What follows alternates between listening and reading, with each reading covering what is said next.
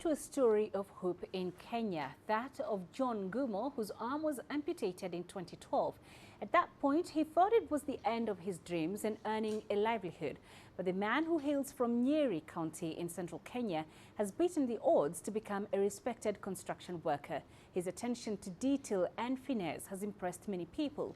CGTN's Mudimba brings us his story. Construction work is tough and energy-consuming. One needs physical strength to do it well. Meet 38-year-old John Ngumo. His arm was amputated following an accident. But his physical condition hasn't deterred him from working in this sector. His precision and concentration tells it all. Here he joins other workers constructing a pigsty. I lost my arm when I was preparing silage. A shaft cutter cut off my arm. I stayed jobless for several months and I pitied myself. But I had to wake up from my slumber to feed my wife. I started teaching myself construction work and I started off with a spade. And that is how I got myself working in the construction industry.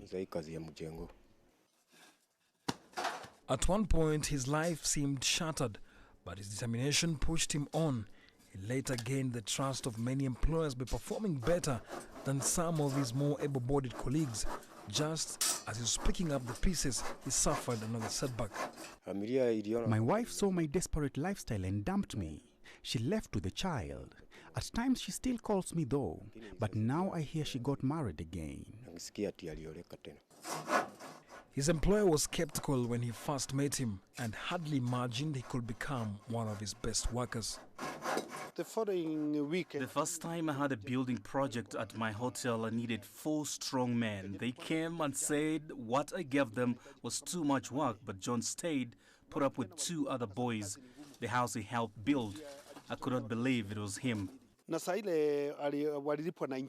Insurance compensated him around 3,000 USD. The money got finished and his wife took off with the kid. John is now a societal mirror and a good example showing the able-bodied men out here to stop begging. He only remembers he has no arm when he looks at his body. He remains an optimist and a go-getter. I can tell the able-bodied men out here to work hard. No one will help you. Motivate yourself and work. Despite the challenges he faced, John soldiered on by working hard and never giving up. He's now among the most sought-after workers in his own area. John's story is a story of resilience. As much as saying that goes, disability is not inability, the mindset propels you to the next level.